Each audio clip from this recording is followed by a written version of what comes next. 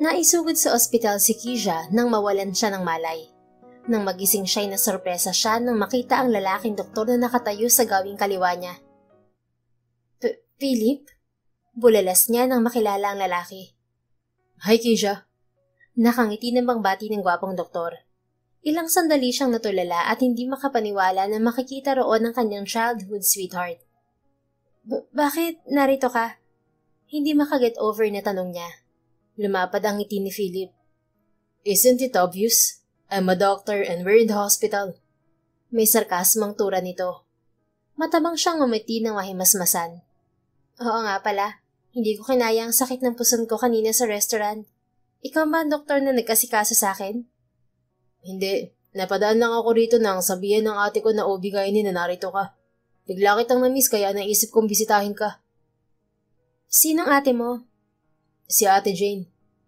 Ah, yung sinundan mo. Si Ate Pamela, kamusta siya?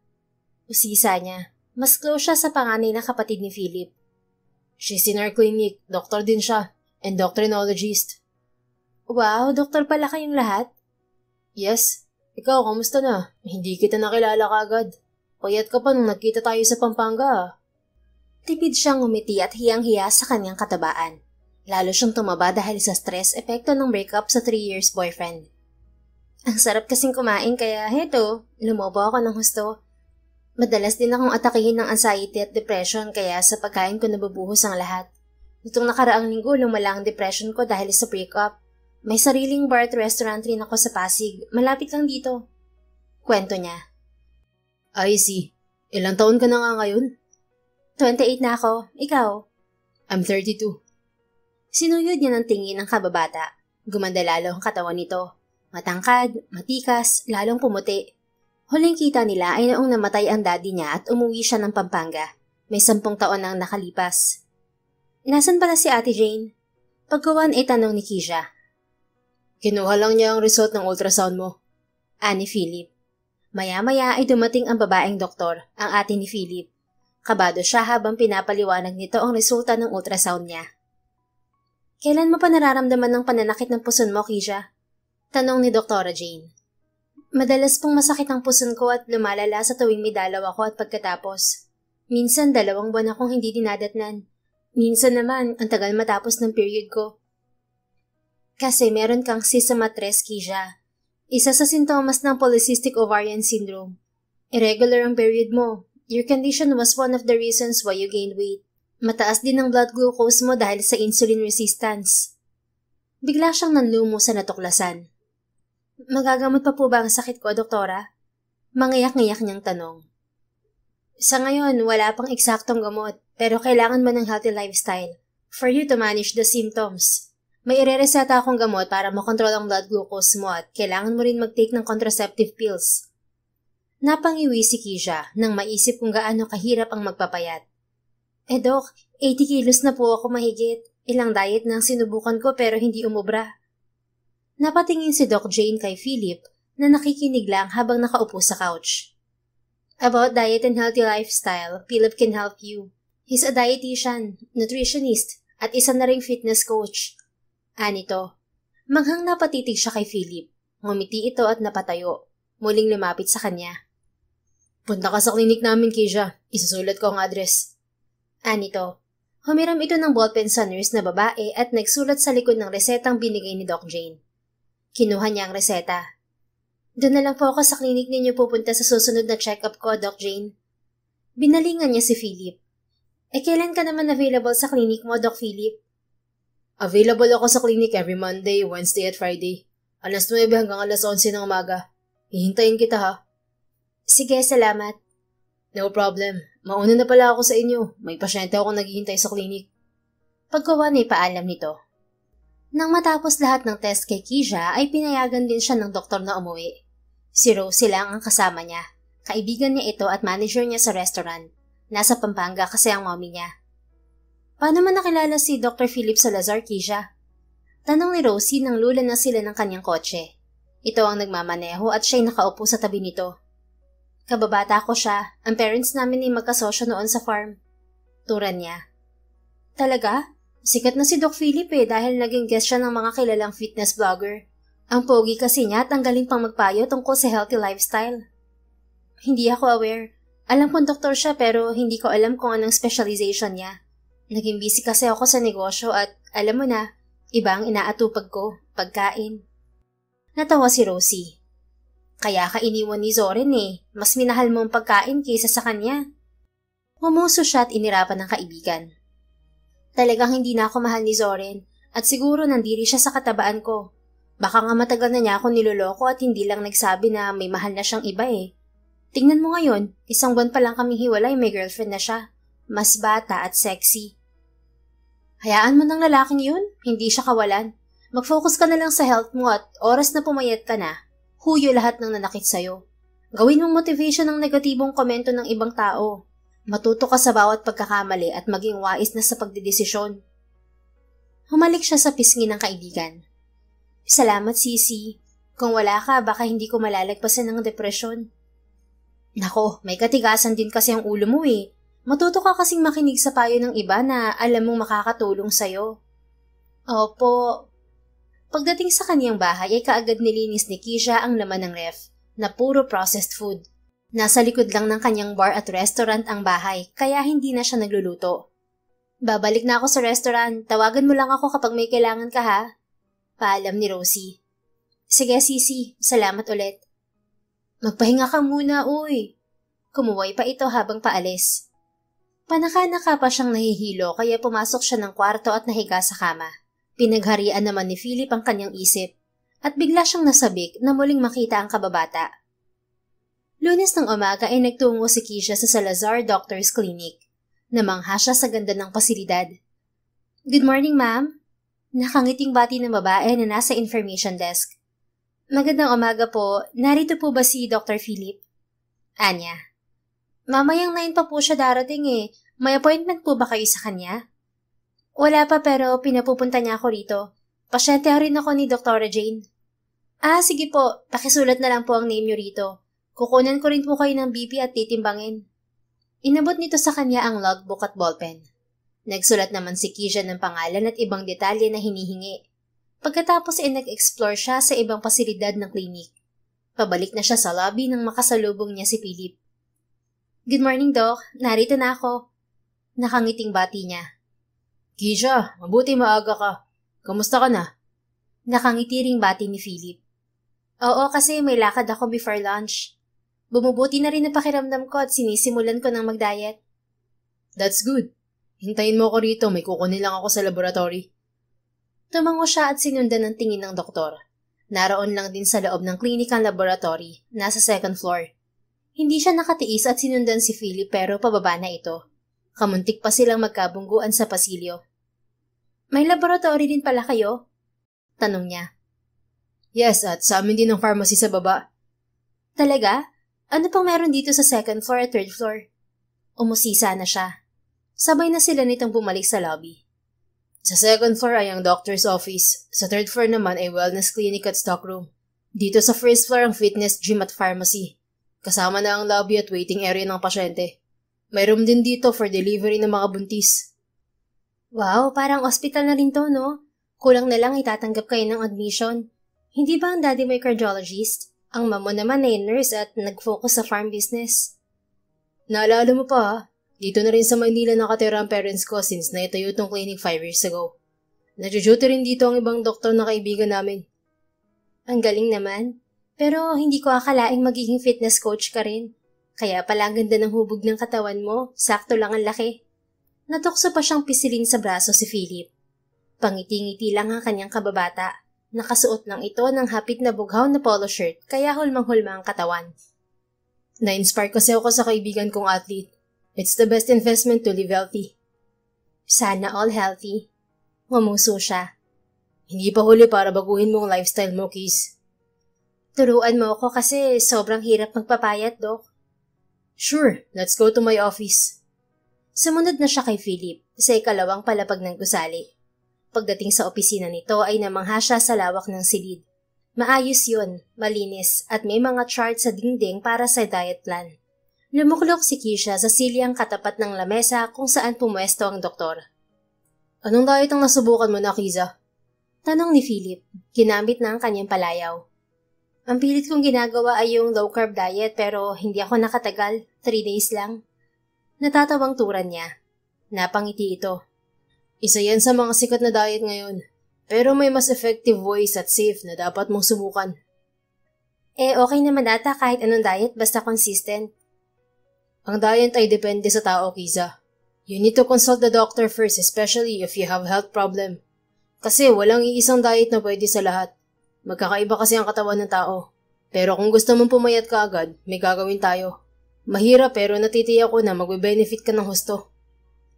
Nakatitig lang siya sa gwapong mukha ng doktor at aliw na aliw habang nakikinig.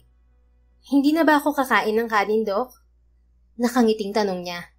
Mahinang tumawa si Philip. You don't need to remove the rice from your daily meal, Kiza.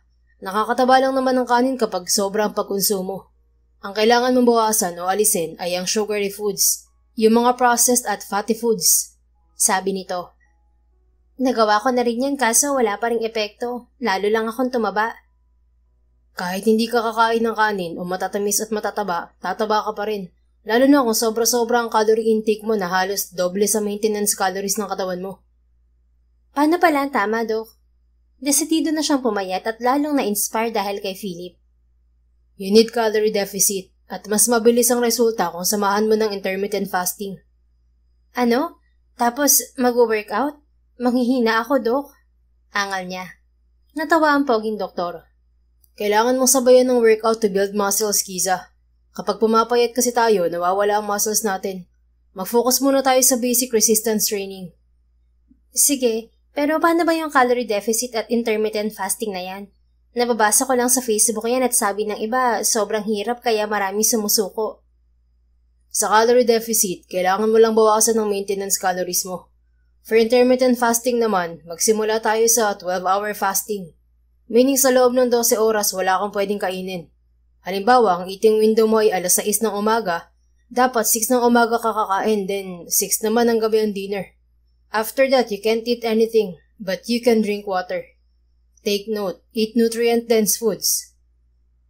Napapanganga siya habang nakikinig kay Philip. Hindi pa man nagsisimula ang diet program nila ay tila gusto na niyang sumuko. Nakasanayan pa naman niya na mag-midnight snack. Dok, todo na ba yan? Mangiyak-ngiyak niyang tanong. Mahinang tumawa si Philip. These diet programs are just basic. Basic ka riyan. Sa fasting pa nga lang, sure na mahirap. Mababawasan mo pa ang kakainin ko araw-araw. Food is my stress reliever pa naman. Pero umiiksi ang lifespan mo dahil sa maling lifestyle, Kiza. Hindi ko alam kung paano magsimula. Hindi sapat ang payo mo, Dok. Napailing ang gwapong doktor at dinutdot ng hintuturo ang kanyang noo. Makinig ka sa akin, Kiza, ha? Huwag puro food ang nasa isip mo. Kailangan healthy ng isipin mo. Anito. Muli naman siyang tumitig sa mga mata nito. Opo, makikinig na ako. Sige, ganito. Isipin mo ang goal mo kung bakit gusto mong magpapayat, Kiza. Kailangan mo ng consistent goal para magkaroon ka ng inspirasyon at maging magaan ang proseso. May sakit ka na tanging lunas lang ay healthy lifestyle. Isa pa, gusto mo bang manatiling talunan? Sabi mo iniwan ka ng nobyo mo dahil din sa biglaan mong pagtaba. Gamitin mong motivation ng kabiguan mo sa buhay. At para hindi ka mahirapan, gagabayan kita. Sasamahan pa kita sa tuwing kakain ka para makontrol ang pagkain mo. Sasabayan din kitang mag-workout. Nabuhayan si Kiza ng loob sa mga huling sinabi nito. Bigla siyang nasabik nang maisip na madalas na niya itong makakasama. Sige, ikaw ang doktor ko at coach. Hindi ko alam kung paano magkwenta ng calories. Baka pwedeng ikaw nang gumawa, Dok. Kahit magkano pang professional fee mo, babayaran ko. Kaya mo ba akong papayatin sa loob ng 6 na buwan? Hinamon pa niya ito. 6 months? Game. Ako na rin ang magkukwenta ng maintenance calories mo. Anito. Promise yun, ha? Mangyayari ang gusto mo basta sundin mo ang payo ko. Okay. Kailan tayo magsisimula? Anytime basta hindi makaabala sa schedule ko. Naglabas ng checkbook si Kisha mula sa kanyang shoulder bag. Magkano ang professional fee mo for 6 months? Tanong niya. Hiniram niya ang ballpen na nasa lamesa. You don't need to pay me, Kiz. Natitigilang tumitig siya rito. Ano? Walang libre rito, Doc? Please don't bother. I just want to help you. We're friends, remember? Umiral pa rin ang kanyang pride. No, may pambayad ako. Kung ayaw mo, ako na magpapasya. Nagsulat pa rin siya sa checkbook. 100,000 ang halagang isinulat niya. Heto, kasya na siguro yan ano? Anya sabay abot ng cheque sa doktor. Kinuha naman yun ni Philip. Ang laki naman nito. Kulang pa yan. Magiging personal fitness coach kita. May free meal ka pa sa restaurant ko. Malapad siyang ngumiti. Napangiti na rin ng doktor. Maya-maya ay may kumatok sa pinto at kaagad ding nagbukas. Diretso ang pasok ng matangkad, maganda at sexy na babae. Nakasuot ito ng pulang dress, terno sa shoulder bag nito at 3 inches na sandals. Lumapit ito kay Philip at humalik sa pisngi ng lalaki. Kamusta, Doc? Sorry, hindi ako nakarating sa family dinner niyo kagabi. May dinner meeting kasi ako with client. Sabi ng babae. Naglaho ang sigla sa mukha ni Keisha nang matanto na maaaring asawa o girlfriend ni Philip ang babae. It's okay, pero sana hinintay mo ako sa labas. Alam mong may pasyente ako. Ani Philip, baka sa tinig ang iritasyon. Oh, sorry. Akala ko kasi wala ka pang pasyente kasi sabi ng sekretary mo ay kararating mo lang. Pupunta muna ako sa gym. See you later. Rumampa na palabas ang babae. Naghari ang ilang minutong katahimikan. Ang ganda naman ng asawa mo, Philip. Pagkuman ay wika ni Keisha. She's not my wife. Mabilis nitong sabi. Maya-maya ay muling may kumatok sa pinto at bumukas. Pumasok ang babaeng sekretarya na may dalang maliit na pulang kahon ng kung anong pagkain. Sa isang kamay nito ay hawak ang itim na folder. Narito na po ang record ng pasyente niyo kahapon, Doc. Sabi ng babae. Inabot nito ang folder sa doktor kasabay ng kahon. Pinabibigay rin po ng fiancé niyo. Buko pie po ito. Nabili ni Ma'am Michelle kanina sa labas. Kinuha naman ni Philip ang pagkain pero itinabi lang sa gilid na lamesa. Thanks. Paki-encode rin ang medical record ni Miss Keisha Lazaro under sa akin. Anito. Yes, Doc. Puntahan niyo po ako sa lobby mamaya, ma'am. Anito. Lumabas din ulit ang babae. Tumayo naman ang dalaga. Naudlot na ang kanyang pananabik matapos matuklasan na may fiancé na si Philip. Ako na ba ang magsiset ng schedule para sa susunod nating pagkikita, Doc? Tanong niya. Sige, pero bibigyan din kita ng listahan ng schedule ko. Okay, aalis na ako. Salamat. Tumango lang ang binata. Malungkot na lumabas si Keisha at nagtungo sa lobby. Naroon na ang sekretarya sa information desk. Pinahiram niya ito ng medical record niya upang ma-xerox. Pagkatapos ay umalis din siya lula ng kanyang kotse. Pagdating sa kanyang restaurant ay naroon na ang kanyang ina kasama ang mga kaibigan nito. Kamusta ang consultation mo sa doktor, anak?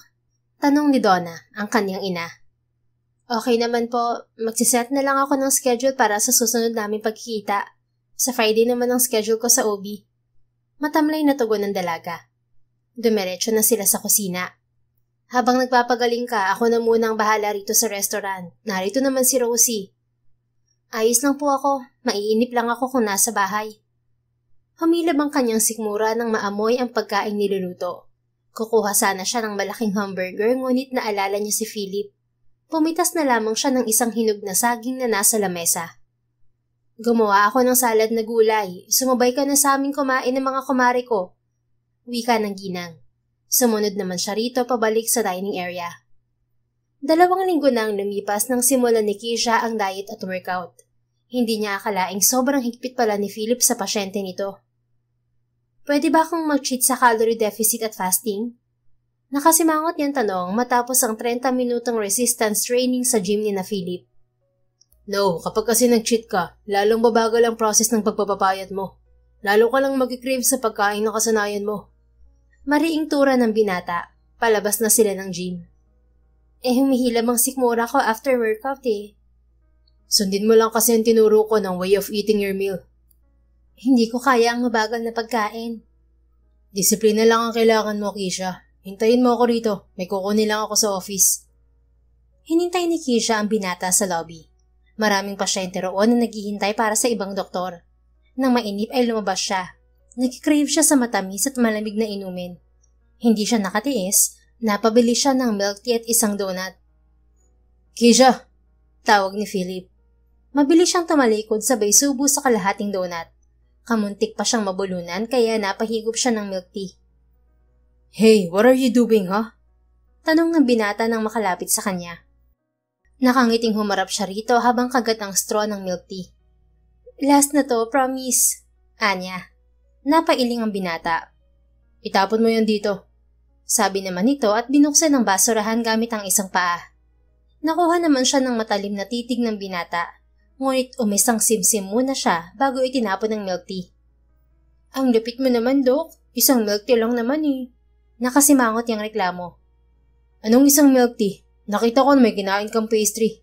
Parehong mataas sa sugar at calories sa mga yan. Humaba na ang huso niya. Sorry na po, Dok. Hindi na mauulit. Nagpatiuna na siyang bumalik sa klinik. Pagsapit ng tanghalian ay niyaya ni Keisha si Philip na mag-lunch sa kanyang restaurant. Meron siyang exclusive dining room sa rooftop. Isang beses na akong kumain dito. Sa'yo pala tong restaurant? Ani Philip na makaupo sila sa harap ng bilog na lamesa na merong pulang sapin terno sa seat cover. Oo, pinagkatiwala na ni Mommy sa akin tong restaurant kasi busy na siya sa ibang business at sa farm resort niya sa Pampanga. Dati wala pang bar rito ah. Naalala naman niya ang taksil niyang ex-boyfriend na naging inspirasyon niya sa pagdagdag ng bar sa restaurant. Yung ex-boyfriend ko ang nagsuggest na magdagdag ng bar kasi naging bartender siya sa cruise ship. Tinulungan niya ako. Yumaman na ang mokong at nakapagpatayo ng hotel at restaurant niya. Mag-move on ka na, Kiza. Hindi mo deserve ang ganung lalaki. Pero nanghihinayang ako kasi ang laki ng na-invest ko sa kanya. Tinulungan ko siya makapagtrabaho sa cruise ship. Sinuportahan ng pag-aaral niya. Sabay pa kaming nag-aral sa culinary school. Mangiyak-ngiyak niyang kwento. Forget about him. Kung gusto mo makarecover ka agad, mag-focus ka sa goal mo. Health comes first at hindi ka magiging healthy kung palagi kang stress. Tumango siya. Dumating na rin ang order nilang pagkain. Nagsimula na rin silang kumain. Ano pala ang kinamatay ng daddy mo, Kiza? Maya-maya ay tanong ni Philip. May diabetes siya at nagkaroon ng komplikasyon sa puso at kidney. Anya. Hindi ako nakapunta sa libing ng daddy mo kasi tinatapos ko ang residency ko sa ospital noon. Sinabi lang ni daddy na namatay na ang tatay mo. Nung umuwi ako, tapos na ang libing at saglit lang naman ako sa province. Mabuti nakapag-usap ang mga tatay natin bago mamatay si daddy. Naayos nilang problema sa lupa. Matalim na tumitig sa kanya ang binata. Aware ka na ba sa nangyari nun sa parents natin? Tinitigan din niya si Philip. Oo, pero late na sinabi sa akin ni Mommy na nagkagulo pala ang pamilya natin dahil sa lupa. Nagtaka lang ako kung bakit biglang binawi ng parents mong investment nila sa farm namin. At saka naalala mo ba, nagkasundo ang parents natin na paglaki nating dalawa, ipapakasal nila tayo. Tipid na ngumiti si Philip. Hindi ko yan nakalimutan. Ang totoo, nag-assume ako na matutuloy ang kasunduan nila.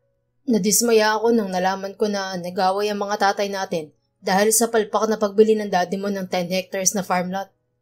Hindi naman sinadya ng daddy mo na maloko siya ng seller. 5 million kasi nawala kay daddy kaya galit na galit siya. Binayaran naman ni daddy ang 5 million. Natagalan nga lang dahil gumasto siya ng ilang milyon sa pagpapagamot ng kuya ko na may tumor sa utak. Kaso namatay rin siya. Napatitig siya sa binata nang bawasan nito ang kanin niya at kinuha ang malaking hiwa ng karne ng baka. Bakit? Namimilog ang mga matang tanong niya. 1 slice of lean protein is enough. Malaki pa ang hiwa niyan. Kasing lapad lang dapat ng palad mo. Ang kanin mo, tansya ko halos 2 cups na. May gabi pa, Kiza. Anito. Ngumuso na naman siya. Gutom na ako eh. Kaya ka lalong ginutom ay dahil nakainom ka ng milk tea na mataas sa sugar. Sinabi ko rin sa'yo na huwag kang lalamon. Unahin mo ang gulay, sunod ang protein o meat bago ang carbohydrate. Sa ganyang paraan ay maiiwasan ng mabilis na pagkagutom. Drink only water dahil ang tubig ay 0 calories. Kung gusto mo na may konting lasa, add a slice of lemon. Opo, Dok. Anya pero nakasimangot. Pagkatapos kumain ay sumama sa bahay ni Keisha si Philip. Gusto kasi nitong makita ang laman ng ref niya pati pantry. You still stored processed meats and junk foods here. Sabi ni Philip nang masilip ang ref. Matagal na yan. Pinakukuha ko na nga yan sa kaibigan ko para ipamigay. Palusot ng dalaga. Are you sure? Pumasok din ito sa pantry room niya na puro canned goods at dried fruits ang laman. Hanggat may nakikita kang ganito mga pagkain, matutokso at matutokso kang kumain ng mga to. Napatakbo si Keisha palapit sa binata nang makitang kinuha nito ang paborito niyang tamarind candy na isang garapon. Huwag yan! Pigil niya. Itinaas naman nito ang kamay na may hawak na garapon. Sa tangkad nito ay napatalon siya pero hindi pa rin abot ang kamay nito. Alam kong paborito mo tong sampalok na niluto sa asukal tapos pinagulang pa sa asukal na puti. Mga bata pa lang tayo ay paborito mo na akong utusan na akyatin ang puno ng sampalok. Palatak ng binata. Kunin mo na lahat ng pagkain dito, wag lang yan, Philip. Anya, hinapo siya kakatalon at napaluklok siya. Bakit ayaw mong alisin ng pagkain to? Puro refined sugar to ah. Kasi maraming memories ang meron sa sampalok. Anong memories ha? Yumuko ito sa kanya pero nakatago sa likod ng mga kamay na may hawak sa garapon ng sampalok. Napatitig naman si Keisha sa magaganda nitong mga mata. Naalala mo ba nung 8th birthday ko? Wala ang parents ko nun kasi dinala sa US ang kuya ko para sa operasyon niya. Sobrang lungkot ko nun lalo nung nabalitaang namatay si kuya. Palagi siyang umaakyat sa puno ng sampalok nun at kumukuha ng hinog na bunga. Idinidildil namin sa asukal ang sampalok. Mabuti naroon ka at umarte ka na parang si kuya. Ginagawa ang bagay na magpapasaya sa akin. Nabuhay ang sakit sa kanyang puso na nag-udyok sa kanyang mga luha na lumaya. Hinila naman ni Philip ang isang silya at umupo sa kanyang tapat. I know the story behind the tamarind kiss, and I felt sorry for you. Pero may mga bagay na kailangan nating i-let go, lalo kung masakit kung gunitain. Our painful past can cause depression to us, na nagiging dahilan kung bakit apektado ang lifestyle natin. Hindi ko maiwasang isipin na nakaraan, lalo kung depressed ako, Philip. Kaya nga when you're depressed, you're thinking about the sadder painful past. You need to move on.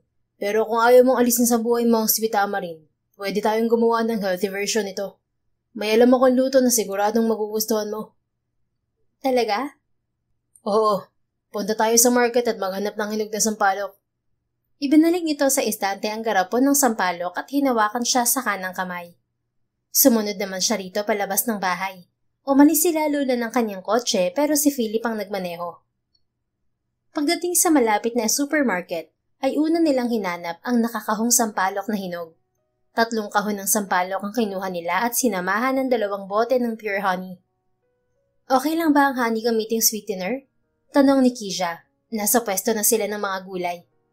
Oo naman, wag lang sobra kasi matamis pa rin siya. Also, it can trigger blood glucose spike. Matamis naman ang nakuha nating sampalok kaya konting honey lang ang mailalagay. Tura ng binata. Ito ang namili ng gulay at prutas na kakainin niya. Konting gulay lang ang bilhin natin, madalas naman akong kumakain sa restaurant. Sabi niya, halos mapuno na kasi ng gulay ang cart nila. Iwasan mo munang kumain sa restaurant at mainam na ikaw ang magluto para makontrol ang alat. Minsan kasi may ibang cook na gumagamit ng artificial flavoring na mataas sa sodium at may extra sugar. Guilty ako kasi pinapayagan ko ang kitchen staff ko na gumamit ng mga processed food flavoring depende sa recipe. Kita mo? Mas maganda kung sariling luto mo para tansyado ang timpla. Sige na nga, magluluto na lang ako ng pagkain ko sa bahay. Pagdating sa counter ay nag-selfie siya gamit ang cellphone. Naisama niya si Philip. Ngumiti rin ito. Ipopost na sana niya yun sa Facebook na mapansin niya ang post ni Zoren kasama ang bagong nobya nito. In fairness, hindi na siya apektado. Kapal ng muka. Angil niya. Sino? Tanong naman ni Philip. Napatingin din ito sa cellphone niya. Itong ex kong hangal. Itinuro niya ang picture ng dating nobyo. Hindi naman pala siya kagwapuhan. Unfriend mo na siya, Kiza. Na-unfriend naman na niya si Zoren. Pagkuwan ay tumitig siya kay Philip. Oo nga, ngayon ko lang na-realize na hindi kagwapuhan ng lokong yun. Wala siya sa kalingkingan ng kapugian mo, no? Ikaw ata ang unang lalaking crush ko. At forever na yon. Napangiti ito. You mean, crush mo pa rin ako hanggang ngayon? Tudyo nito. Uminit naman ang kanyang muka at hindi napigil ang ngiti. Ang totoo, crush pa rin kita, Doc. Nag-level up pa dahil sa profession mo ngayon. Natitiyak ko naman na hindi ka nagbago. Mabait pa rin. Ang swerte ng mapapangasawa mo. Pangiti-ngiti lang ang binata.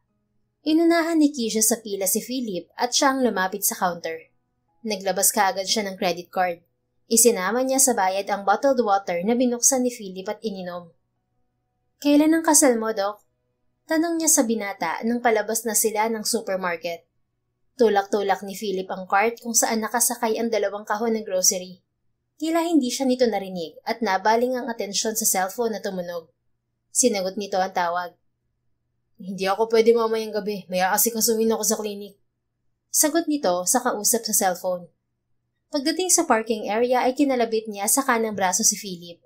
Namataan kasi niya ang fiancé nito na papasok sa pulang kotse matapos humalik sa pisngi ng lalaki. Anong problema, Kiza? Tanong ni Philip matapos nitong makipag-usap sa cellphone. Ginuupo naman siya ng takot. Hindi siya sigurado kung nag-cheat ang fiancé ni Philip. Baka kaibigan lang nito ang lalaki. Wala. May nakita lang akong tao na pamilyar. Anya. Sumakay ka na. Ipapasok ko lang sa compartment ng kahon ng grocery. Sabi nito. Lumula naman siya sa kotse at naghintay. Pagkuwan ay sumakay na rin ng binata.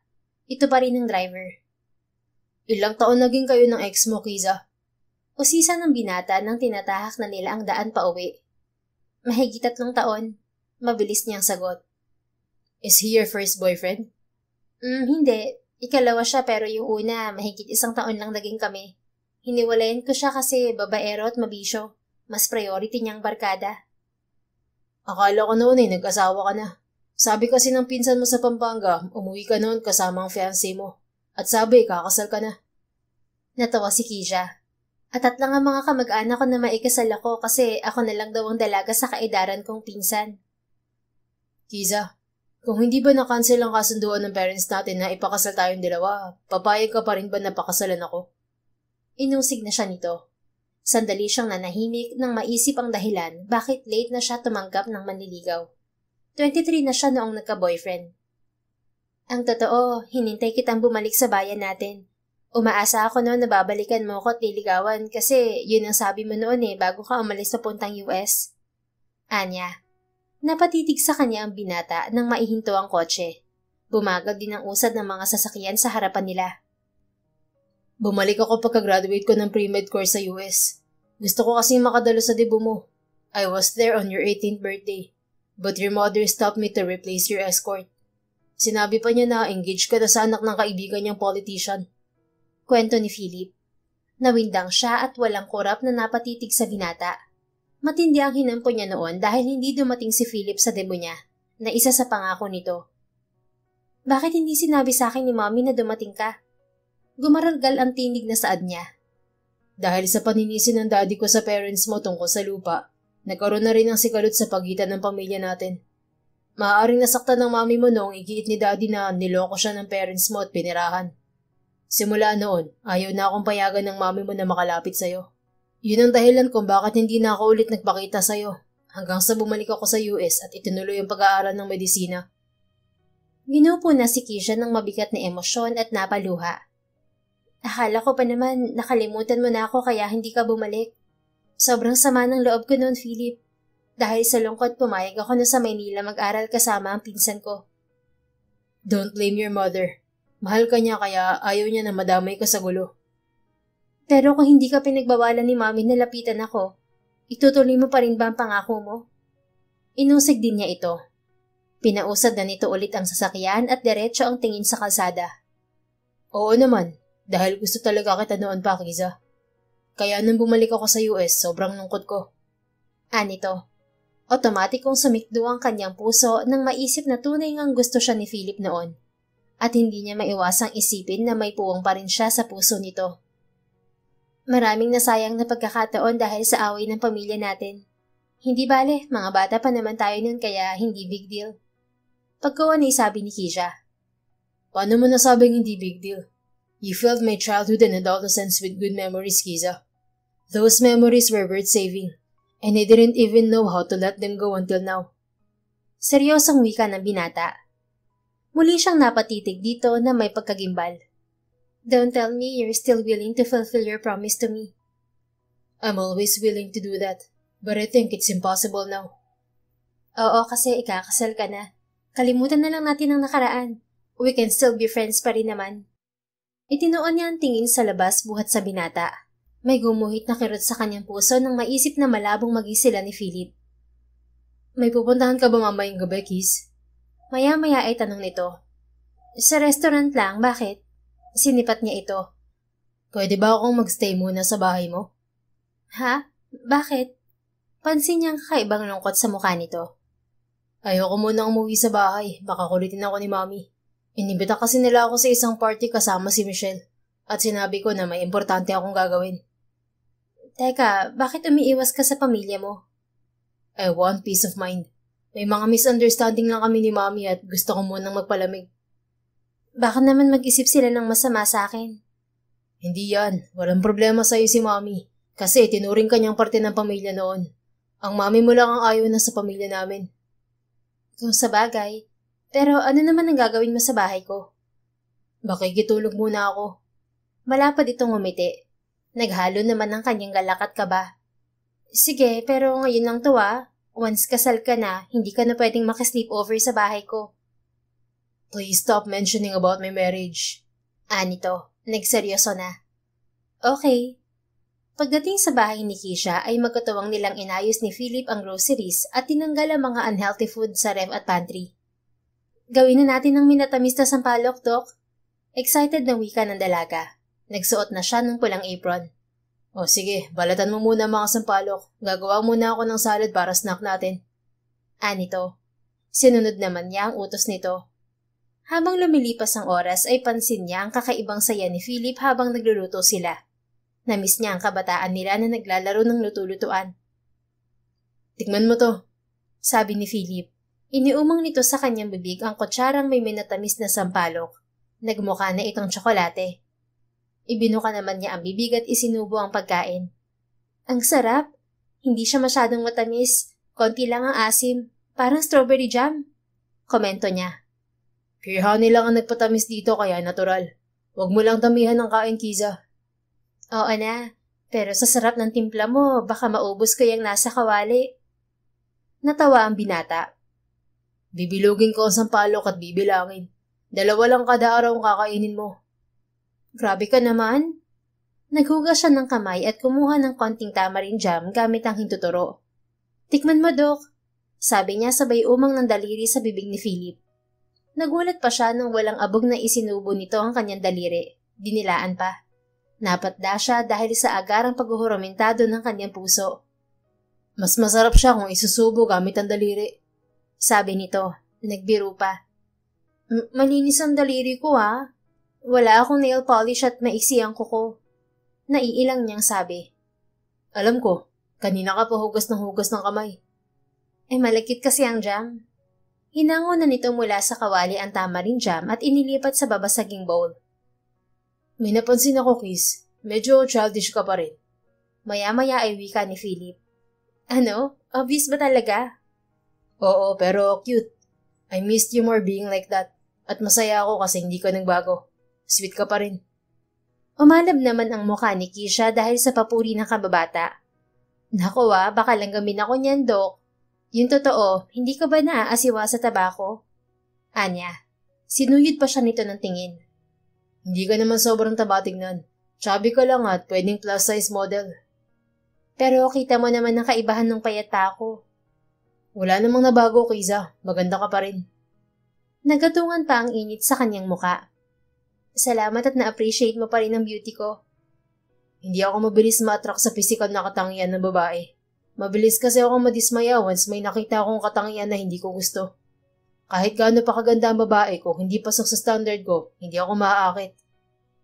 Mukhang okay naman ang fiancé mo Maganda siya, mukhang matalino at mabait. Biglang tumahimik si Philip at sumubo ng salad na gulay. Nilapitan ito ni Keisha at inabutan ng isang tissue, pero hindi nito kinuha. May mayonnaise sa gilid ng labi mo, Doc. Sabi niya. Nagulat siya nang hawakan nito ang kanyang kamay na may hawak sa tissue. Ito mismo ang nagdala ng kamay niya sa gilid ng labi nito at pinahid ang nagkalat na mayonnaise. Napalunok siya bigla. Okay ka lang ba, Doc? Nauutal niyang tanong. I feel better now. Simula nung nakita ka ulit, nagkaroon ako ng dahilan para takasan ng realidad at maranasang maging masaya ulit. Seryosong tugon nito. Bakit? Anong problema, Doc Philip? I'm trapped with my parents' decision, Kiza. Anong desisyon? Ang totoo, ayaw ko magpakasal. Bakit? Hindi mo pa mahal si Michelle? No, she's a manipulator. Stepdaughter siya ng kapatid ni Daddy. At gusto niyang makuha ang shares ni Tito sa asset ni Lolo sa US. Dahil namatay ang tito ko, siya ang naiwang tagapagmana. Namatay na rin ang nanay ni Michelle na asawa ni Tito. Wala rin silang anak. Pero hindi niya makukuha ang mana kung hindi siya magpapakasal sa akin. Yun ang gusto ng lolo ko.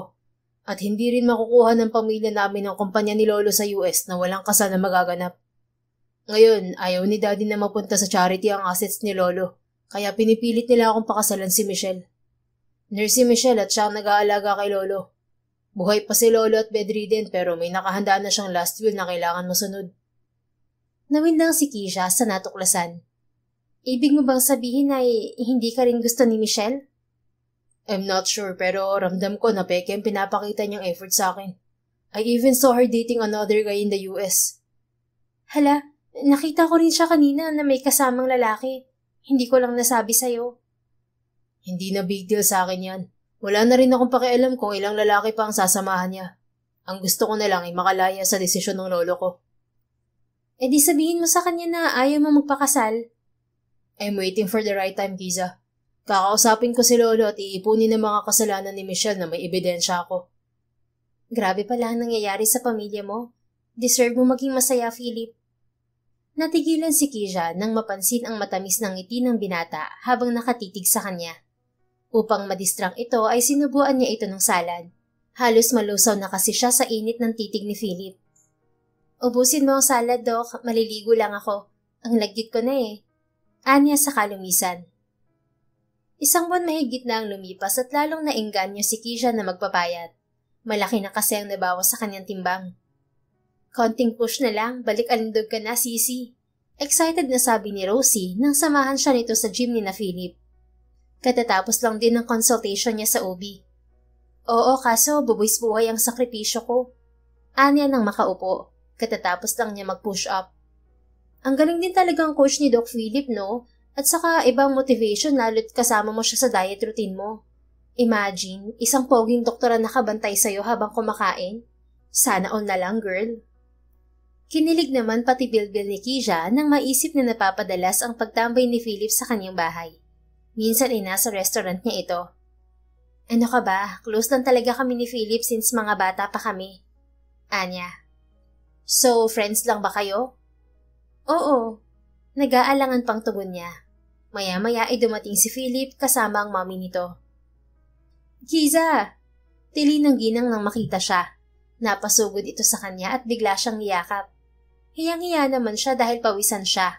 Basa rin ang suot niyang ternong itim na fitness outfit. Tita Carol, sandali, basa po ako ng pawis. Angal niya. Dumistansya naman ng ginang. Ayos lang, mabango ka pa rin naman. Sobrang namiss lang kita at natawa ako nang sabihin ni Philip na regular ang workout mo dito. Pasyente ka rin pala ng mga anak ko. Wika nito. Opo, pasalamat nga po ako kasi hindi na ako lalayo. Narito lahat ang doktor na kailangan ko. That's good to hear, Iha. Eh, kumusta ka na? Ang mami mo? Iginiya niya ang ginang paupo sa bench. Nasa Pampanga po si mami, busy sa farm resort. Ako naman heto, nilalabanan ng sakit ko at pagpapapayat. May bar and restaurant po ako at yun ang pinagkakaabalahan ko dito sa Manila. Mabuti naman. Sana magkaroon ako ng chance na makausap ang mami mo. Hindi pa kami nakita simula nung nagkagulo dahil sa lupa. Oo nga po. Hayaan niyo kapag narito si mami abisuhan ko kayo. Sige, pauwi na sana ako pero binanggit ka ni Philip kaya naparito ako. Tapos na rin po ang workout ko at pupunta na kami ng kaibigan ko sa restaurant. Sasama rin sa amin si Philip kasi ililibre ko siya ng dinner. Sama na rin po kayo sa amin para matikman niyo ang specialty ng restaurant ko. Sure, gusto ko yan, Iha. Tumayo na siya at nagpaalam ng magbibihis. Pagkatapos magbihis ni Keisha ay umalis na din sila lula ng kotse ni Philip. Si Rosie naman ang nagmaneho ng kanyang sasakyan.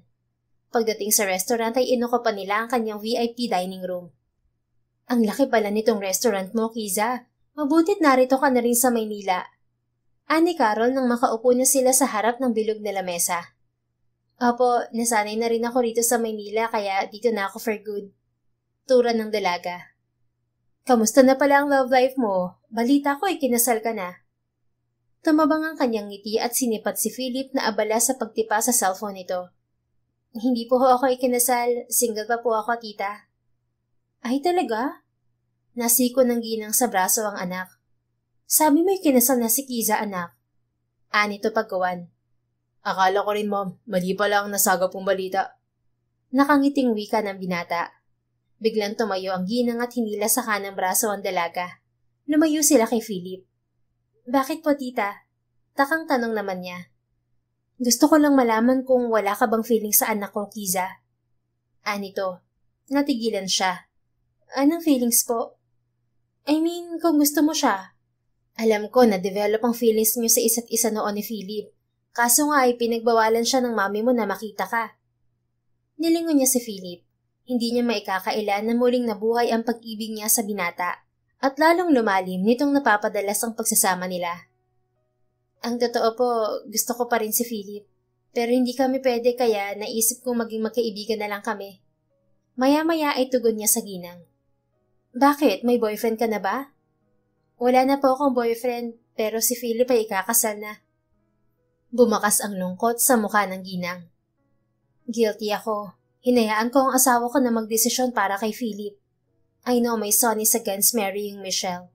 I also knew why. Nagtatalo na kami madalas ng anak ko dahil hinihimo ko siyang sundin na lang ang daddy niya para walang gulo. Pero nasasaktan pa ang anak niyo, tita. Alam ko, Kiza. Kaya nakokonsensya ako. I want him to be happy and free to choose the woman he wants to marry. Sa palagay ko, gusto ka pa rin niya, iha. Muling napatingin si Kisha sa binata. Nakatitig din ito sa kanya at biglang umiti. Hayaan niyo na lang po si Philip ang magdesisyon para sa future niya, tita. I think he doesn't need wealth from his family kasi independent na siya. Matanda na siya para dumepende pa sa inyo. Komento niya. Ang problema nga yung daddy niya. Gusto ng asawa ko na makuha ang at least kalahating asset ng tatay niya sa US. Ayaw nilang mapunta ng buo kay Michelle. I mean, hindi naman nila ipagkakaitang mana sa stepdaughter ng kapatid ng asawa ko. Pero kung 100% ang mapupunta sa kanya, that's unfair for the real apos and for my husband. Sila ang tunay na kadugo ni Daddy. Kaya si Philip ang naiipit ngayon. Ani Carol. Maraming nasisirang pangarap dahil sa issue ng mana sa pamilya, tita. Alam ko sumusunod lang si Philip dahil mahal niya kayong magulang niya. Pero hindi tamang makialam din kayo sa usaping love life ng anak niyo. Alam ko ang pakiramdam na minamanipula ng magulang ang future. Dahil ganun din sa akin ng parents ko noon. But now, I chose myself first. Naintindihan ko, Kiza. Pero baka pwedeng kaibigan mo si Philip. Bigyan mo siya ng dahilan para magkaroon ng lakas na suwayin ng daddy niya. Udyok ng ginang. Maghang napatitig siya rito. Seryoso ho ba kayo? Oo, para maging masaya ng anak ko. Ayokong makulong siya sa kasal na walang pag-ibig, iha. Hindi siya nakakibo, lalo nang magtawag na si Philip. Dumating na ang order nilang pagkain. Bumalik na lamang sila sa lamesa at nilantakan ng pagkain. Pagkaraan ng isang oras ay umalis din ang mami ni Philip. May lakad pa umano ito. Anong napag-usapan niyo ni mami? Mukhang seryoso kayo kanina. Tanong ni Philip. Tapos na silang kumain at sumimsim na lang ng watermelon juice. Tungkol sa pamilya niyo. Nabanggit niya na napipilitan lang din siyang pumayag sa gusto ng daddy mo na magpakasal ka kay Michelle. Turan niya. Yun lang ba?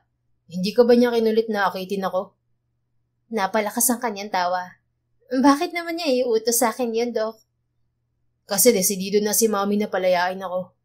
Sabi niya, baka matigil lang ang kasal namin ni Michelle kung makabuntis ako ng ibang babae. Humagalpak siya ng tawa pero biglang umalab ang kanyang muka. Hindi halatang desperada ang mami mo, Pero mali namang sirain mo ang reputasyon mo para maging malaya. Pero gusto kong ideya ni mami. I want to pursue what my heart desires. Napalis ang kanyang ngiti nang mapansing seryoso na ang binata. Anong ibig mong sabihin, Philip? Matamang tumitig sa kanyang mga mata ang binata. Gusto kong ituloy natin ang naudot nating love story, Kiz. Napatda siya nang biglang sumikdo ang kanyang puso. Pero ikakasal ka na sa ayaw mo't sa gusto, Philip. Handa ka bang suwayin ang daddy mo at lolo? Masasaktan mo sila. If you will refuse me, gugustuhin ko na lang na mamatay sa lungkot. Ginupo naman siya ng kaba at natapik ng kamay sa braso ang binata. Hoy, wag ka nga magsalita ng ganyan. Matututuhan mo ring mahalin si Michelle at umalikwas ng tayo si Philip. Stop showing your support to my manipulated marriage, Kiza. Lalo mo lang akong pinapahirapan eh. Asik nito. Napatayo rin siya at nilapitan ng binata. Sorry, wala naman kasi akong magagawa. Daddy mo ang kalaban mo. At anong laban ko? But you like me, don't you? Oo, pero ayaw kang maging dahilan ng pagkasira ng relasyon mo sa pamilya mo. Gusto lang naman ng daddy mo na hindi mo punta ang lahat ng mana sa hindi niyo kadugo. May punto rin naman siya. Kahit sino naman siguro hindi papayag na mawala ng mana. Ang gusto ko lang ay malamang mahal mo ko, Kiz. Please don't mention my family. It's only for us, okay? Ikinulong nito sa mga palad ang kanyang muka. Hindi nakahuma si Keisha nang si Eileen siya ni Philip ng marubdob na halik sa mga labi. Natutokso siyang tumugon sa halik nito, ngunit inalipin siya ng takot. Pero dahil sa bugso ng damdamin ay kusa ring kumilos ang kanyang mga labi. Tumunog ang cellphone ng binata na siyang pumigil sa kanilang halikan. Excuse me, sabi nito at lumayo. Sinagot nito ang tawag sa cellphone. Mauna na ako, Kiz. May emergency sa clinic. Pagkuha ni paalam nito. Tumango lamang siya habang nagliligpit ng mga kubyerto sa lamesa. Nang sumunod na buwan ay natungon si Philip sa Amerika. Sa kasalukuyan ay 2 linggo nang nasa US ang binata dahil binisita nito ang lolo. Tuloy pa rin ang diet at workout ni Keisha at hindi niya namalayan ang bilis ng pagbaba ng kanyang timbang. You look better now, Kiza, sabi ni Doc Jane. Sa araw na yun ng Martes ang follow-up check-up niya rito sa klinik. Salamat po ate, kasi sobrang effective ng payo mo sa akin. Anya, umupo na siya matapos ang ultrasound. Mas malaki naman ang ambag ni Philip sa healthy lifestyle journey mo at mukhang inspired ka rin. Malapad siyang umiti. Maya-maya ay dumating si Philip, may dalang isang basket na prutas. Good morning. Nakangiting bati nito. Nagulat siya nang una siya nitong lapitan at biglang hinalikan sa pisngi. Maging si Jane ay natulala. Dumating ka na pala. Nautal pang sabi niya. Kagabi pa ako dumating. Natulog ka agad ako dahil sa pagod at hindi na kita na-chat. Nito. Inabot nito sa kanya ang basket ng prutas. For you. Salamat. Para naman ako may sakit na nakaratay sa ospital nito. Bulaklak na lang ang kulang Biro niya. Humagikgik ang binata. Anong meron at bakit parang naibang ihip ng hangin? May something ba sa hangin ng Amerika? Sabad ni Jane. Hinarap ni Philip ang kapatid. Wala naman ate. Masaya lang ako dahil nakita ko na ulit si Keisha. Maya-maya ay hinila ni Jane sa kanang braso si Philip. Lumayo ang mga ito at nag-usap ng pabulong. May ideya naman si Keisha sa posibleng paksa ng magkapatid. Marahil ay tungkol sa kasal ni Philip. Nabanggit ni Jane na hindi rin ito pabor na si Michelle ang pakasalan ng binata. Uuwi ka na ba, Kiz? Pagkuwan ay tanong ni Philip nang balikan ng dalaga. Tumayo naman siya. Oo, mamayang hapon na ako mag-workout. Bumili na ako ng fitness equipment na maliliit para sa bahay na lang ako mag-workout anytime. Kabisado ko naman ng fitness program na itinuro mo. Anya. Kinuha nito ang basket ng prutas sa kanyang kamay. Hihintayin na kita sa lobby. May sasabihin para sa'yo si ate. Sige. Nang makaalis si Philip ay lumuklok si Keisha sa silyang kaharap ng lamesa ni Jane. Ituloy mo lang ang pag-take ng birth control pills, Kiza, at saka lang natin ititigil once na may partner ka na. Sabi ng doktora. Matagal pa siguro ako magkakaroon ng partner, ate. At syempre gusto kong maikasal muna bago ako magka-baby. Kung papala rin ako mabuntis. Mabubuntis ka basta ituloy mo lang ang healthy lifestyle. At paano mo nasabing wala kang partner? Anong meron sa inyo ni Philip?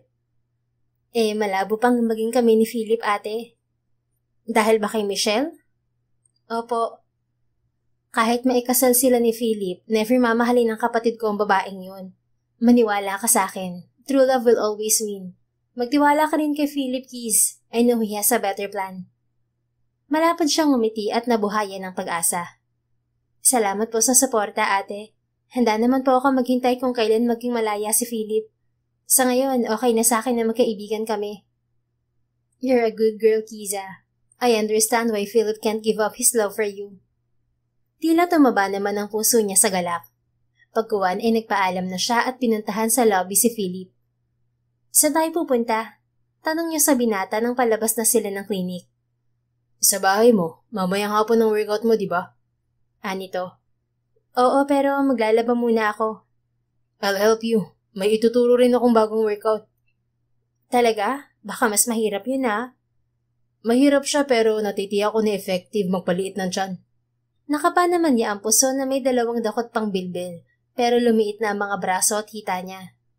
Kainis nga, ang hirap paliitin ng bilbil. Angil niya. Natawa ang binata. Hormonal belly fat ang mga yan. Naaalis mo na ang water weight. Konti na lang din ang weight fat mula sa stored calories na hindi na-burn. We need to cut more from your calorie maintenance. Binuksan na niya ang kotse at ibinigay ang susi kay Philip. Ito ang nagmaneho. Gusto ko magkaroon ng abs tulad sa iyo, Doc. Sabi niya sabay ka pa sa puso ng binata. Nakaupo na sila sa harapan ng kotse. Pumigsi si Philip at hinuli ang kanyang kamay. Banayad na pinigil. Huwag kang basta nangangapa ng puson. Natatawang wika nito. Bakit? Anya, natawa rin. You're touching my weakness. Nag-iinit ako sa ginagawa mo eh. Humalakhak siya. Ang rupok mo naman. Hawak lang naman sa absang mo ang ginawa ko. Kahit na, ibang impact na sa akin. At saka hindi na tayo mga bata katulad noon na nakailang dakma ka sa alaga ko. Uminit naman ang mukha ni Keisha nang gupuin ng hiya. Inalayo rin niya ang kamay sa puso ng binata. Kasalanan mo naman yun kasi ang hilig mo maglaro ng hide and seek, pero pinipiringan mo ang mga mata ko. Ani Keisha. Tawa ng tawa ang binata. Ang kuya mo kasi ang pasimuno. Pinagbawalan kasi tayo na magtago kung saan, kaya ang ginawa niya ay pipiringan ng taya sa laro at kakapain ng kalaro bago sabihin kung sino. Si Keisha naman ang tumawa na halos maiyak.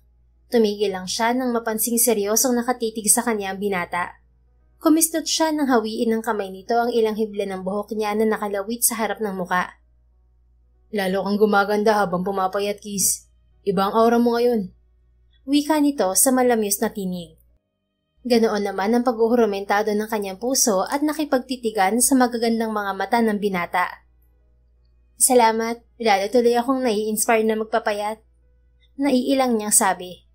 Ngumiti lang ang binata at pinausad ng sasakyan. Pagdating sa kanyang bahay ay inipon ni Keisha ang mga labahin. Sinamahan siya ni Philip sa laundry area. Lilipat na rin ako sa bagong bahay ko next week, sabi ni Philip. Aalis ka na sa family house niyo? Anya. Oo, mas okay na nakabukod ako. Sa bahay kasi nakatira ang pamilya ni Ate Jane at medyo masikip na. Ako na lang naman ang walang asawa at gusto ko galing sa sariling pera kong titirahan ng future family ko. Pumayag na ba ang daddy mo na bumukod ka? Hindi pa kami nag-uusap ng dad ko. Bakit? Dahil pa rin sa kasal na pinipilit niya. Ginupo siya ng lungkot nang maisip na nagkakalabuan na ang mag-ama. Na nag-iisang anak na lalaki si Philip. Bunso pa, kaya malamang ay hindi ito basta pakakawala ng ama. Anong plano mo? O sisa niya? I want to stick to my plan, Kiza. I will not marry Michelle. Wala rin namang sense kung matutuloy ang kasal. Michelle is only after the 50% shares from my grandfather's assets. Adopted daughter na rin kasi siya ng uncle ko kaya nabigyan siya ng karapatan sa mana. Hindi na siya nagkomento nang maghari ang lungkot sa kanyang puso. Na-distract siya nang mapansing hinihiwalay ni Philip ang underwear niya mula sa mga damit na nasa laundry basket. Napasugod siya rito at pinigil ang kamay nito. Ano bang ginagawa mo, Philip? I'm helping you. Natatawang sabi nito. Underwear ko yung hinahawakan mo. Nagamit pa naman ng mga yan. Ngayon ka pa ba mahihiya? Naliligo tayo sa sapa noon na hubad. Ako pa ang tagabitbit ng panty mo. Baliw ka ba? Mga bata pa tayo noon at walang mali siya. Akin na nga yan. Inagaw niya sa kamay ni Philip ang kanyang bra na itim. Tatawa-tawa lang ang binata. Mano-mano niyang nilalabhan ng underwear at mga damit lang ang nasa machine. Habang nagkukusot siya ng labahin sa palanggana ay nakisawsaw rin si Philip. Ang kulit mo talaga. Huwag ka na sabing makialam dito, Doc Philip. Angil niya. Bakit ka ba nahihiya? Balang araw ay ako rin naman ang maglalaban ng undies mo kapag mag-asawa na tayo. Ang advance mo namang mag-isip, Doc. Walang imposible, Keys. Mga bata pa lang tayo pinangarap ko ng maging asawa ka. Alam mo kung bakit? Bakit? Kasi alam ko na magiging mabuti kang asawa at mapagmahal. And now I prove that you never change. Naunahan na siya ng pananabik at nakalimutan ng balakid. Pinahira niya ng bula ng sabon ang pisngi ng binata. Kaagad naman itong gumanti hanggang sa nauwi sila sa harutan. Tumigil lang sila nang makulong siya sa yakap ng binata at nagkatitigan ang mga matang uhaw sa pagmamahal. I will make you my wife for the rest of my life, Kiza. Just trust me. Paanas nitong wika. Hindi siya nakaimik dahil palapit na sa kanyang bibig ang mga labi ni Philip. Pumikit siya nang tuluyan siya nitong halikan. Handa na siyang tumugon ngunit may tumawag sa kanya. Kisha! Tinig yun ng kanyang ina. Itinulak niya sa dibdib ang binata ngunit huli na. Naabutan na sila ng ginang. Ay kabayong panot na naghahalikan. Bulalas ng ginang. Nabitiwan pa nito ang bitbit na eco bag dahil sa gulat sa naabutan. Mami, napadalaw kayo. Di ka man lang po ba nag-doorbell? Anya sabay lapit sa ginang. Pinulot niya ang eco bag. May susi ako, remember? Saka may bibili lang ako sa Divisoria, anak, pero dumaan muna ako rito. Teka, si Philip ba yan? Anito, nilapitan pa ang binata. Sinalubong naman ni Philip ang ginang at nagmano. Kamusta po, tita? Kaswal nitong bati. Bumakas ang pagkabalisa sa mukha ng ginang. Ayos lang ako. Bakit ka pala narito? Kailan pa kayo nagkikita ni Kisha? Umapila na ang dalaga at nagpaliwanag sa ina. Isa po si Philip sa doktor ko, ma'am. Damanggit ko sa iyo noon na ang atin ni Philip ang OB ko at meron silang klinik. Hinila siya ng ina sa kanang kamay at lumabas. Hindi naman ito galit. Anong ibig sabihin nito, anak? Kayo na ba ni Philip? Bakit naghahalikan kayo? Usig nito. Napahilot siya sa batok. Ma'am, alam mo naman po noon pa na gusto ko talaga si Philip. Nalibang lang ako sa ibang lalaki at dahil akala ko hindi na kami magkikita ulit. Pero hindi na walang nararamdaman ko sa kanya. Alam ko, pero hindi ka ba aware? Ikakasal na si Philip. Hindi po niya gusto ang kasal. Ang daddy at lolo niya lang ang nagdesisyon. Kahit na, huwag kang manghimasok sa gulo ng pamilya ni Philip, anak. Kilala mo naman ang daddy niya, ma-pride yun. Pero mahal ko po si Philip, mom, at ganun din siya sa akin. Kung mahal ka niya, siya ang gagawa ng paraan para matigil ang kasal niya. Palibhasa, hawak siya sa leeg ng tatay niya, at sa sobrang bait niya, sunod-sunuran na lang siya sa matatanda. Alam mo naman ang naging issue sa amin ng daddy ni Philip noon. Gusto mo bang magkagulo ulit dahil sa pagmamahalan ninyo? Umapila na si Philip kaya hindi siya nakaimik. Naririnig pala nito ang usapan nilang mag-ina. Hindi ko po hahayaang madamay si Kisha sa problema namin ng daddy ko, tita. Ang kailangan ko po ay suporta nyo. Aware naman kayo na noon pa ay gusto ko ng anak nyo. Wika ng binata. Hinarap naman ito ng ginang. Hindi ako against sa inyo ni Kisha, Philip. Ang iniiwasan ko lang ay ang daddy mo. Kahit okay na ang issue sa lupa at nagkasundo na sila ng asawa ko bago mamatay, ayaw ko pa rin na may bagong dahilan para magkaroon ng sigalot sa pagitan ng mga pamilya natin. Naiintindihan ko po. Huwag kayong mag-alala. Gumagawa na po kami ni Mami ng paraan para mabago ang desisyon ni Lolo sa last will niya. Titiyakin ko na hindi madadamay si Kisha. May tiwala ako sa iyo, Philip. Nakausap ko rin minsan ng mami mo at humingi siya ng tawad. Ang gusto ko lang naman ay maging masaya ang anak ko kaya hinahayaan ko siya sa gusto niya. Salamat po sa tiwala, tita. Sige na, alis na ako. Iwan ko lang tong dala kong prutas mula Pampanga. Paalam ng ginang. Hinatid ni Kisha ang kanyang ina sa labas ng bahay. May kotse itong dala at kasama ang driver. Naibsan naman ang kanyang kaba nang malamang hindi natutol ang mami niya kay Philip. Natuwa rin ang binata. Magbandaw na tayo ng labahin. 1 oras na lang, lunch na. Ani Philip. Nagugutom na rin ako. Anong ulamin natin? Anya, bumalik na sila sa laundry area. Gusto ko nang inihaw na manok. Inakbayan pa siya ni Philip. Sa araw na yon ay nagkaunawaan sila. Mahal nila ang isa't isa kaya nagdesisyon silang magkaroon ng relasyon. Sabado ng hapon ay tumambay si Kisha sa restaurant. Lumagsa kasi ang mga tao, palibhasa weekend.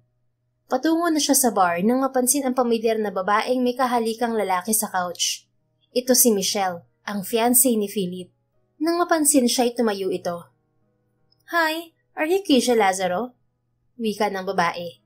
Ang igsi ng skirt nitong pula. Luwa pa ang cleavage. May pulang blazer lang. Ako nga, bakit? Nakangiting turan niya.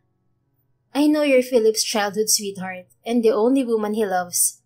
Hindi yun big deal sa akin dahil hindi ko naman gusto si Philip. He's boring. Malandi itong tumawa. So, anong kailangan mo? Mataray niyang saad. Sa palagay ko ay aware ka tungkol sa nalalapit na kasal namin ni Philip. At gusto kong malaman mo na kahit anong gawin niya, hindi niya mapipigil ang kasal. Pero hindi naman ako sukdulang ganid. Gusto ko lang ang kalahati ng ari-arian ni Lolo Herano sa US. Wala akong pakialam kung magmahalan kayo ni Philip. Pero huwag kayong magmadali. At kasi si Philip napakasalan ka. At dahilan yun kung bakit nagagalit ang daddy niya. Ngayon, once nalaman ni Lolo Herano ang desisyon ni Philip, mas malaking problema. Malala na ang sakit ni Lolo. At hindi naman magandang mamatay siya dahil sa sama ng loob. Nakikiusap ako sa iyo, Keisha. Payagan mo muna kaming maikasal ni Philip.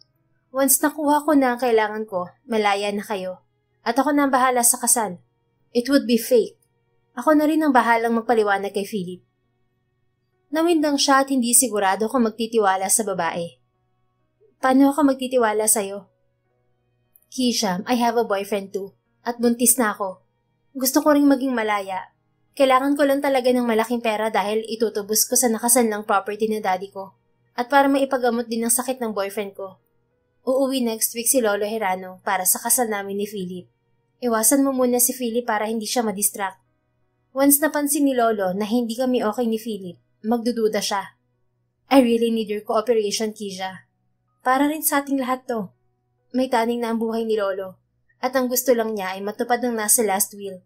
Kasi yun din ang gusto ng anak niyang nawala. Ang stepfather ko na uncle ni Philip. Naawa naman si Keisha sa babae at hindi natiis ang pabor nito. Sige, papayag ako. Pero sabihin mo kaagad kay Philip ang plano mo, okay? Anya. Oo, sasabihin ko.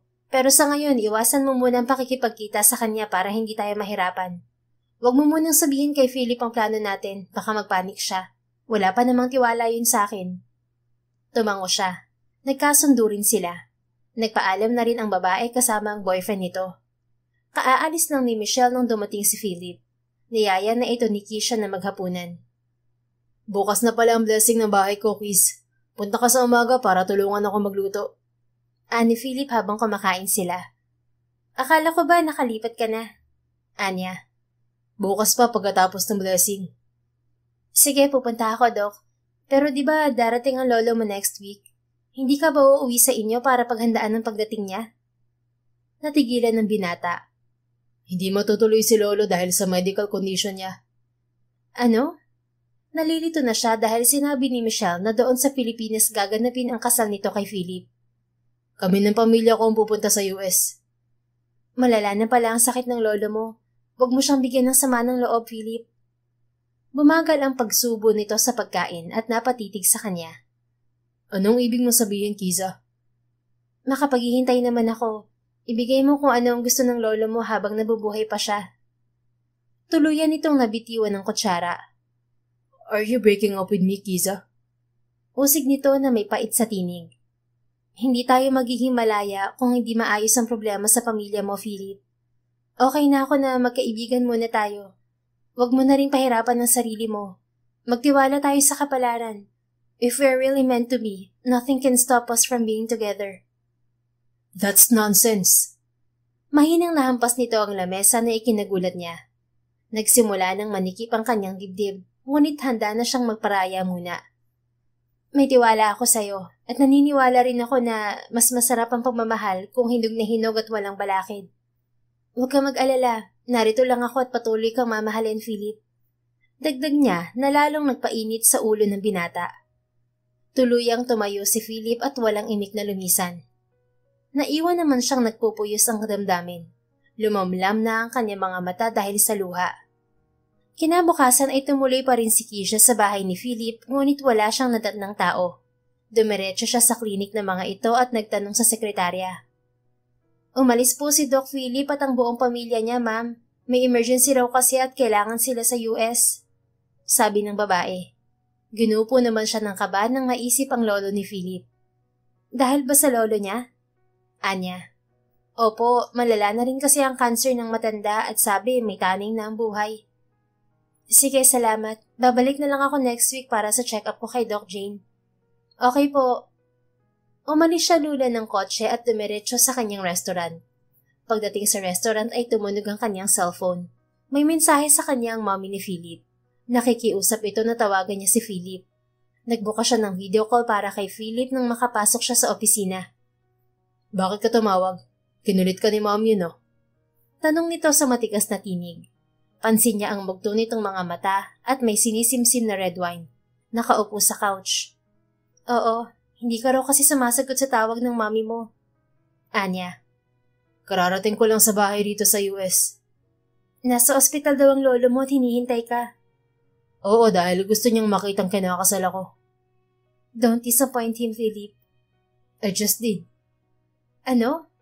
Lumuklok siya sa couch. Nakausap ko na si Michelle at sabi niya magpapakasal kami pero fake marriage para lang masatisfy si lolo. Pero hindi ako sumang-ayon sa plano niya. Nainis ako nang malamang sinabi niya sa'yo yung plano. Kaya ka ba biglang nagdesisyon na umiwas sa akin dahil sa plano ni Michelle? Sorry. Gusto ko lang mapadali ang lahat kaya pumayag ako sa gusto ni Michelle. Ayaw ko magkasamaan kayo ng loob ng lolo at daddy mo. Iba talaga kayo mag-isip ng mga babae. Masyado kayong marupok. Ayaw ko lang maging makasarili, Philip. I know, pero nasasaktan ako sa pagpaparaya mo, Keisha. Natatakot ako na baka mapagod ka sa paghihintay.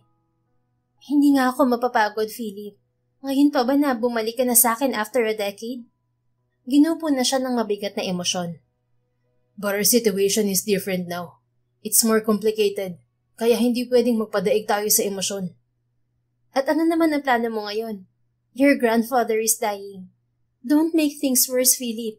Baka sisihin ka pa nila kapag may nangyari sa lolo mo. Nakausap ko na ang lolo ko noon pa at sinabi kong ibang babae yung gusto kong pakasalan. At kaya malakas ang loob kong sawayin si daddy ay dahil ramdam ko na pabor si lolo sa desisyon ko. Naudlot ang pag-uusap nila nang may lalaking lumapit kay Philip. Maya-maya ay nagpaalam ito. 3 araw ang lumipas na walang paramdam si Philip kay Keisha. Hindi na siya mapakali kakahintay ng update. Miyerkules ng gabi habang pauwi siya lula ng kotse ay tumawag si Philip sa messenger niya. Kamusta na? Bakit ngayon ka lang nagparamdam? Kaagad na tanong niya nang masagot ang tawag. Keisha, may passport ka ba? Sa halip ay tanong ng binata. Oo, bakit? I'll book a flight for you. Punta ka rito sa LA. Ano? Bakit? Inalipin naman siya ng kaba. Gusto kang makita ni Lolo. Gusto niyang makitang ikinakasal tayo. Napamulagat siya sa pagkagulat. Teka, agad-agad? Oo, ito na ang last will niya. Please, pagbigyan natin siya. Namayani naman ang pananabik sa kanyang puso. Sige, magpapaalam ako kay Mommy. Aayusin ko na rin ang papeles na kailangan ko kahit iparush ko. Ako na ang bahala sa ibang kailangan mo. We need to rush the wedding. Saka na ulit tayo magpakasal kapag maayos na ang lahat. Oo, pauwi na ako. Mamaya na tayo mag-usap. Okay, take care. Nang maputol ang tawag ay binilisan niya ang pagmamaneho. May 2 linggo rin ang pag-aasikaso ni Keisha ng papeles na kailangan papuntang US.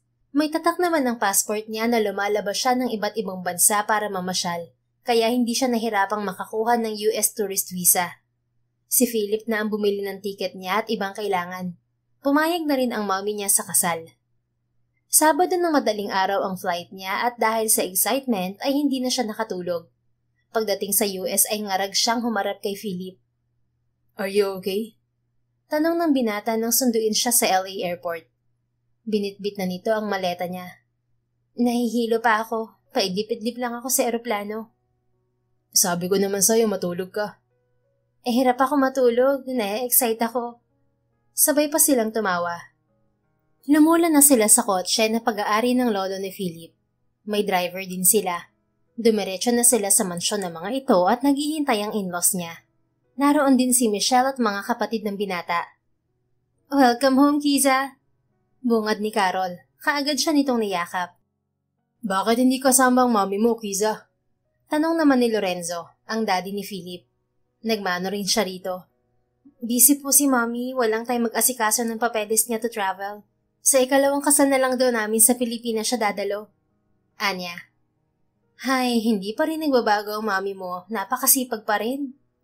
Oo nga po. Pasensya ka na't nadamay kayo ni Philip sa mga problema ng pamilya namin, Kiza. Ayos lang po, Tito. Ang mahalaga ay masunod ang gusto ni Lolo. Saglit siyang niyakap ng Ginoo. Mukhang napuyat ka, Iha. Kain muna tayo bago ka matulog. Sabad naman ni Carol. Dumiretso na sila sa hapag kung saan may nakahandang pagkain.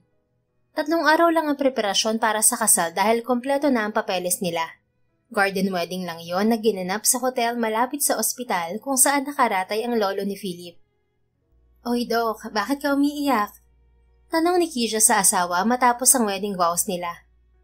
I felt a roller coaster of emotions. Naghahalo ang saya at lungkot. Masaya ako kasi buong buhay kitang hinintay at umaasa ako na matutuloy ang pangarap kong pakasalan ka, Kiza. And now it finally happened. Malungkot nga lang kasi my wedding was one of my grandfather's last will. Emosyonal nitong pahayag. Naluha na rin siya nang matitigan sa mga mata ang asawa. Mahigpit na magkahawak ang kanilang mga kamay. Hindi ko ina-expect to, Philip. Ang maging asawa ka. Akala ko ituluyan nang naglaho ang pangarap ko na magkatotoo ang laro nating kasal-kasalan noon. Sobrang saya ko na bumalik ka sa buhay ko. You complete me, Philip. Pinahid ng mga kamay nito ang bakas ng luha sa kanyang pisngi. Kasabay sa udyok ng pari na halik ay buong alab namang naghinang ang kanilang mga labi. I love you so much. Bulong ng kanyang asawa sa pagitan ng halik. Mahal na mahal din kita, honey. Ganti niya. Pagkatapos ng halik ay tumuloy na sila sa dining area. Nakasama pa nila sa lamesa ang lolo ni Philip na nakaupo sa wheelchair. Naabot tenga ang ngiti. Ngunit 1 oras ang lumipas, nawala ng malay ang Ginoo kaya ibinalik nila ito sa ospital. Anong sabi ng Dr. Philip? Tanong niya sa asawa nang makalabas ito ng ICU. Luhaan ito at hindi makapagsalita kaya niyakap na lamang niya. Wala na si Lolo.